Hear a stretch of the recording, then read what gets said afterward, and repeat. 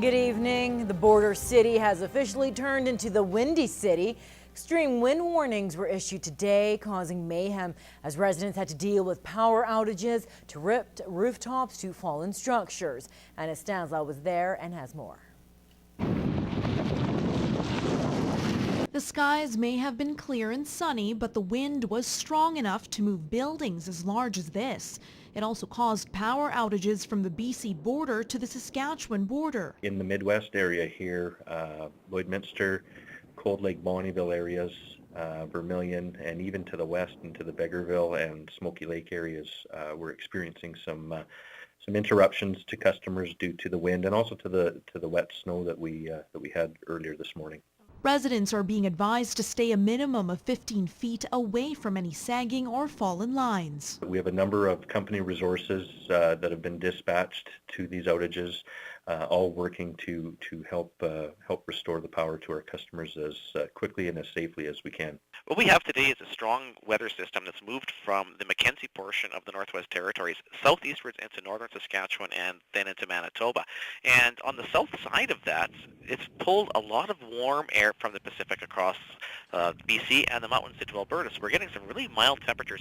Environment Canada says Lloydminster is one of the hardest hit areas in our region, with winds gusting up to 107 kilometers per hour, setting a new record for the month of January. Scotiabank's Hockey Day in Canada outdoor rink also sustained some damage from the blustery winds. It pulled the stanchions that support the boards up out of the ice in a couple of spots. Kulak says today's weather was unusual, but the winds are going to gradually die down near the end of the day. Tonight, 50 gusting 80 and diminishing to about 20 after midnight for Lloydminster area.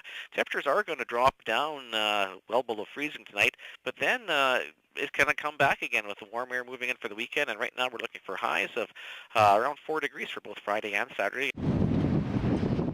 Anna Stanislau, Newcap News. And if you are experiencing any power outages, you're asked to call ATCO Electric at 1-800-668-5506. Meanwhile, the outdoor rink is currently closed to the public until further notice. For the location changes on the Hockey Day in Canada celebrations, you can visit lloydminster.ca/SHDIC.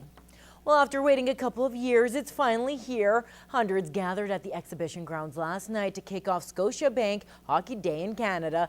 And it was a dream come true for many as a Canadian legend took to the stage for the opening ceremony.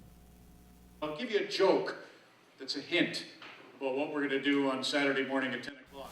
Ron MacLean was the guest speaker, and he entertained an excited crowd and even got the kids involved. He says he's very excited to be in town for the week and that hockey is an important part of Canada. Something for everyone and every age. Hockey Day I thought would be gag me with a spoon, it would be too syrupy, but it's never been that because it's just people who are referees, coaches, all around the game, and of course those who love to play. It's just us. MacLean says it's a great chance for local people to get up close and personal with some of their favorite hockey celebrities. Everybody will just get a chance to be with Wendell Clark and Darcy Tucker and Mark Napier and Lanny McDonald, and so there's going to be that bringing the Hockey Night in Canada right to you. With so many events happening, you can get a full list at lloydminster.ca/SHDIC. And it's not just about pucks on the ice this week. An art event took place as part of the opening ceremonies involving the theme of hockey in winter. And Connaught Fate was there last night and has more. It's a classic Canadian winter scene. 7 artists, some students and some professional, had 1 hour to create a masterpiece for the auction. Okay, we've got about 3 minutes left. For Argel Alclabelia, this was a challenge. He's not used to working so fast. For me, yeah, because I'm not really like a good quick drawer, and I usually take like 2 or 3 hours drawing something. Yeah, and this art is not really my best art. Even though he says it's not his best work, he played it smart when it came to the bidding audience. I kind of like have the idea to appeal to some people, because if I draw some specific team, like some people won't bid on it, probably because they hate that team. Joanne McLaughlin says tonight was a special way to kick off the activities as it brought together the sports community and the arts culture. We had a lot of people come through, and this is a different demographic for most of the art things that we do in town.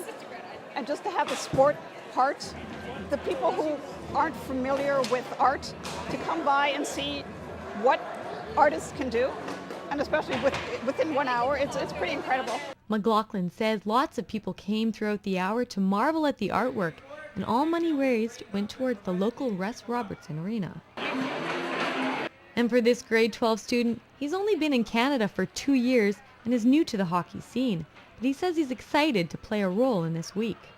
Doing some hockey players for the contest, and it's pretty much my first time drawing hockey players. Students will have various art displayed throughout the exhibition grounds until Saturday. Anna Knopfate, Newcap News. And some Lloydminster minor hockey players are getting the all-star treatment as they take part in a special skills competition at the Civic Centre tomorrow. Now, the competition made its debut at last year's Winter Festival. Organizers have been getting ready for this year's version since July, and while they say it's going to be bigger than ever. My garage is turned upside down from all the different prototypes of fog screens that we built, to targets, to just trying different techniques, and we wanted to make this a kind of a once-in-a-lifetime opportunity for these kids to make them feel like an all-star. The 27 players and 3 goaltenders taking part are representing their individual minor hockey teams. Now, each of them will even get a special introduction from the member of the Edmonton Oilers organization. Sir Mark Lewis, to dub all the names into one of our videos. So each kid, as they enter onto the ice, their name will be announced by the Edmonton Oilers announcer. So that'll be a pretty special treat for them.